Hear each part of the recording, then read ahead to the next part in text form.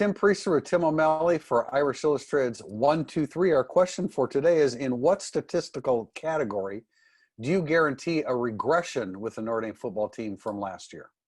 Jerry Tillery, Khalid Kareem, Julian Okwara, Jameer Jones. Do you know where I'm going, Tim? Sacks. They lost some guys that can get after the quarterback in the last 2 years. They had 34 sacks last year. That is a Kelly-era high, tying the previous season of 34 sacks when Tillery was with them, tying the best defense they've ever had when they had Stephon Tuitt and everybody in 2012. So fewer than 34 sacks. I am going all in on that one for a statistic that will be worse in 2020. Mine is definitely, for the last 2 years, Notre Dame defensively, their yards per pass attempt has been among the nation's top. Yeah, I mean, it's been remarkable. It was tied for number 3 last year. And I just think that without Jalen Elliott and Alohi Gilman on the back end of that defense, I know it doesn't always show up statistically with what they did. Some of their numbers diminished from 2019 or from 2018 to 2019. But I just think that yards per pass attempt, I think it's a great stat. I think it's very indicative of what's happening on the back end of the defense. And I think Notre Dame, I don't know how you can continually rank that high, especially when you lose 2 ball-hawking safeties like them.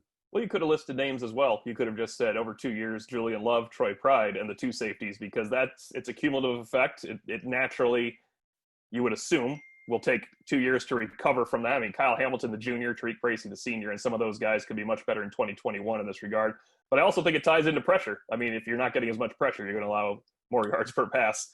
And it doesn't mean you can't have a really good defense, but it might just be a little different look this season. Right, and kind of tied in with what you're saying. I mean, I think turnover margin, which Notre Dame was plus 17 last year, and that stat can be very, very cyclical. Man, are you going to force 28 turnovers again? That again, that seems like an awful lot, especially with some of the veterans that you've lost defensively. And then I think, again, Ian Book throwing to some young receivers. They run a wrong route here or there over the course of, a handful of games. And maybe a couple of his picks aren't his fault, even though you don't necessarily recognize that on face value.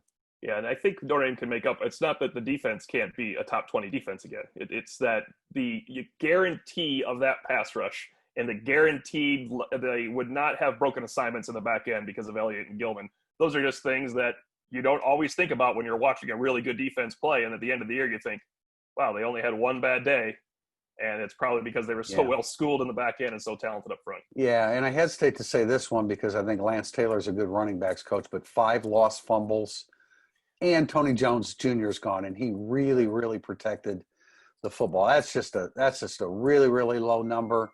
That also counts, again, young receivers that could lose a fumble in the open field. And so I think those are my categories that could regress this year. That's Irish Illustrated's 1, 2, 3.